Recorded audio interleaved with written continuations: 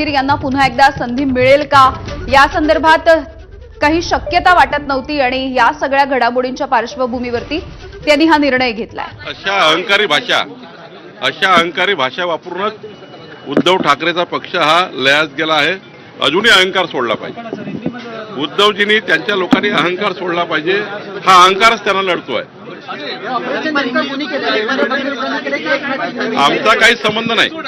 भारतीय जनता पार्टीचा हे जे काय ऑपरेशन चालू आहे किंवा हे पक्षाचं हे काय या पक्षातून त्या पक्षात चालला आहे किंवा सचिन अहिर गेले किंवा यापूर्वी खासदार गेले, काय संबंध आमचा? एकनाथ शिंदेचा पक्ष आहे, ते त्यांचा पक्ष वाढवतील।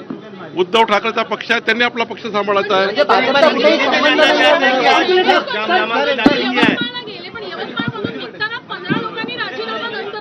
तिथे ज्या पद्धतीनं उद्धव ठाकरे आणि संजय राऊत पदाधिकाऱ्याशी कार्यकर्त्याची वाईट वागले, त्यांनी अशा पद्धतीने कार्यकर्त्याची अवहेलना केली की हे संजय देशमुखाचे लोक आहेत, यांना नका येऊ दे जवळ। त्यामुळे तुम्ही जवळला कार्यकर्त्याला लाथ मारून हकलताय। काय करतील कार्यकर्ते पदाधिकारी? तुम्हाला ते भेटायला आले होते, तुम्ही सांगितलं संजय देशमुखच्या जवळचे लोक आहेत, यांना घ्यायचं नाही, यांना स्टेजवर घ्यायचं नाही, यांना समोर बसू द्यायचं नाही। तुम्ही तो कार्यकर्ता आला तुम्हाला भेटायला, त्याला तुम्ही अवहेलना केली म्हणून ते सोडून चालले गेले।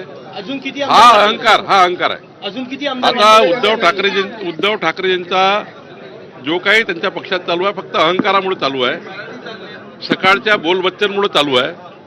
काही काळजी नाही आहे, फक्त मीडियाची स्पेस घ्यायची, सकाळी प्रेस कॉन्फरन्स घ्यायची। कोणाला काही काळजी पडली नाही आहे पक्षाची। पक्ष कसा चालवा लागतो याच्याबद्दलची भूमिका शिल्लक राहिली नाही, विचारसरणीच विकल्या गेलेली आहे। त्यामुळे हे परिणाम आहे। हे तर एकनाथ शिंदेजींना माहिती। सर हिंदी में बताइए कि सचिन अहिर ने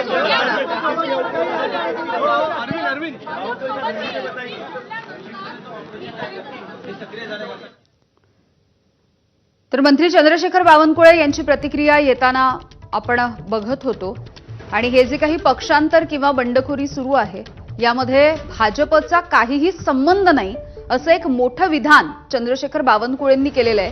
दुसरीकडे जवळ आलेल्या कार्यकर्त्यांची ठाकरेंच्या शिवसेनेकडून वारंवार अवहेलना केली जाते आणि त्यामुळे कार्यकर्ते नेते हे त्यांना सोडत असल्याची भावना देखील बावनकुळेंनी बोलून दाखवलेली आहे।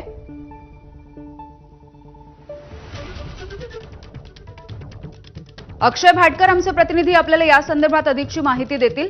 अक्षय, बावनकुळेंची